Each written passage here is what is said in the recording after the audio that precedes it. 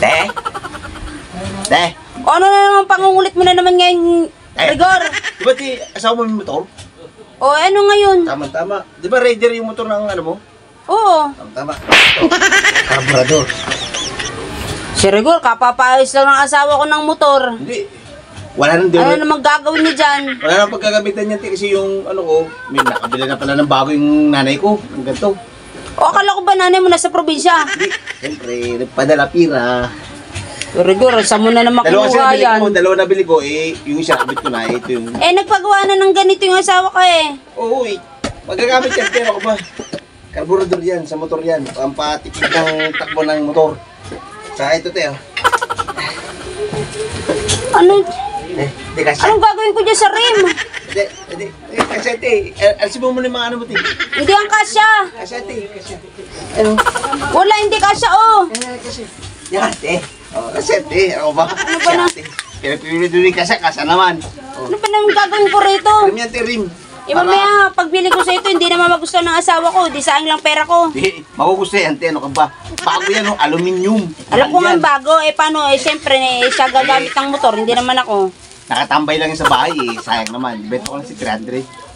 300, Rigor? O kasama na yung carburetor. Yung 50 ko na lang bibenta sa yan. 300, Rigor? Bali 350 lang, Te. 300, yan na, nasabi mo na 300. Sige na nga. Bigyan mo natin, baka may makakita po. Ayos ka talaga, Rigor, Oo, wala talo eh. Lagi na lang ako talo. Di na ako, yung araw ako di na nanalo ha. Pas muna ako sa kasing-kasing. Yan ka na naman.